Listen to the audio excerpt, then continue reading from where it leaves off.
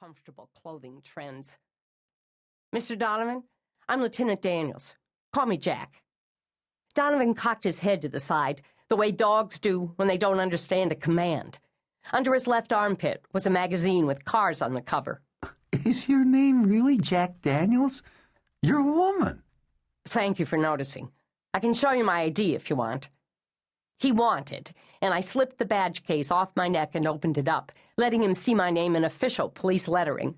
Lieutenant Jack Daniels, CPD. It was short for Jacqueline, but only my mother called me that. He grinned. Name like that, I bet you really score. I gave him a conspiratorial smirk, even though I hadn't scored in ages. Run through it, I said to Robertson. Mr. Donovan entered this establishment at approximately 8:50 p.m., where he proceeded to buy the latest copy of Racing Power magazine. Mr. Donovan held out the magazine in question. It's their annual leotard issue. He opened it to a page where two surgically enhanced women in spandex straddled a Corvette. I gave it a token look over to keep the kid cooperative. I cared for hot rods about as much as I cared for spandex. Where he proceeded to buy the latest copy of Racing Power magazine. Robertson eyed Donovan, annoyed at the interruption. He also bought a Mounds candy bar. At approximately 8:55, Mr. Donovan left the establishment and proceeded to throw out the candy wrapper in the garbage can in front of the store. In the can was the victim, face down, half covered in garbage. I glanced out the storefront window and looked for the garbage can. The crowd was getting larger and the rain was falling faster, but the can was nowhere to be found. It went to the lab before you got here, Jack.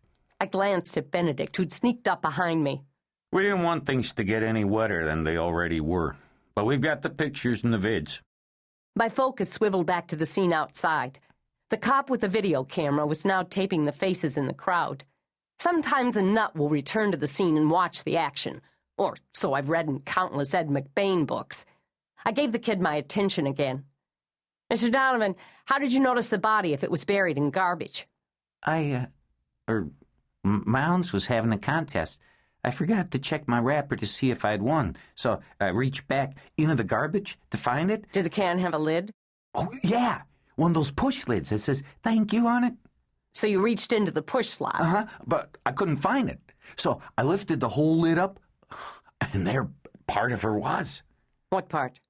Her, ass was sticking up. He gave me a nervous giggle. Then what did you do? Well, I couldn't believe it. It was like it wasn't real. So I went back into the 7-Eleven and told the guy. He called the police. Mr. Donovan, Officer Robertson is going to have to take you into the station to fill out a deposition. Do you need to call your parents? Oh, my dad works nights. Mom? He shook his head. Do you live in the neighborhood? Yeah, a few blocks down on Monroe. Officer Robertson will give you a ride home when you're done. Do you think I'll be on the news? On cue, a network remote truck pulled into the lot faster than the crappy weather warranted. The rear doors opened, and the obligatory female reporter, perfectly made up and steely with resolve, led her crew toward the store. Benedict walked out to meet them, halting their advancement at the police barricade, giving them the closed crime scene speech. The medical examiner pulled up behind the truck in his familiar Plymouth minivan. 2 uniforms waved him through the barricade, and I nodded a goodbye to Robertson and went to meet the M.E. The cold was a shock, my calves instant goose flesh. Maxwell Hughes knelt down next to the tarp as I approached. His expression was all business when I caught his eye, drizzle dotting his glasses and dripping down his gray goatee. Daniels? Hughes, what do you have? I put her death at roughly 3 to 5 hours ago. Suffocation. Her windpipe is broken. The stab wounds? Post-mortem. No defense cuts on her hands or arms. Not enough blood loss to have been inflicted while she was alive. See how one edge is rough, the other's smooth? He used a latex-gloved hand to stretch one of the wounds open. The blade had a serrated edge. Maybe a hunting knife. Raped? Not from what I can tell. No signs of semen. No visible trauma to the vagina or anus, but this isn't an autopsy. Max was fond of adding that final caveat, though I'd yet to see an instance when the coroner didn't corroborate every one of his observations. The mouth? No apparent damage. Tongue intact, protruding slightly.